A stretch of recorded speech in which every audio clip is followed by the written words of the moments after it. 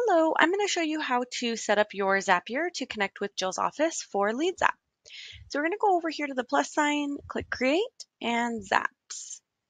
We're going to go ahead and choose our trigger to start us off. So that's going to be a Google form in my case.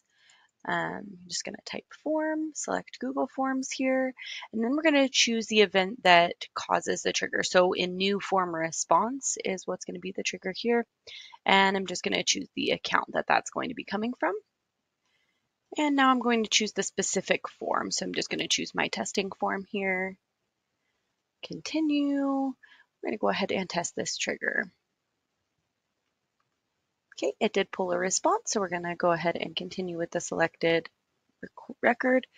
And then here we're going to choose our actions. We're going to actually search for Jill's office. We're going to select the event, which is going to be a lead zap call. So anytime a new Google form is filled out, a lead zap call will be generated. And you're going to choose your account. And then we are going to, there we go, once it loads, continue.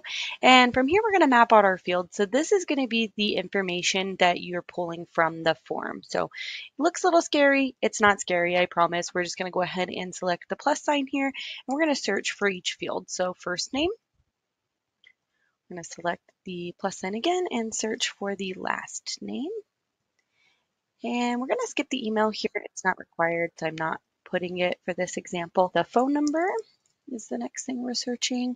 And then lastly, for the source, in my case, I just did the service the customer was interested in. Okay, we're going to go ahead and continue. And we're going to test this step. Perfect. So we did get that green check on the test. You're just going to go ahead and publish now. And your lead zaps are set.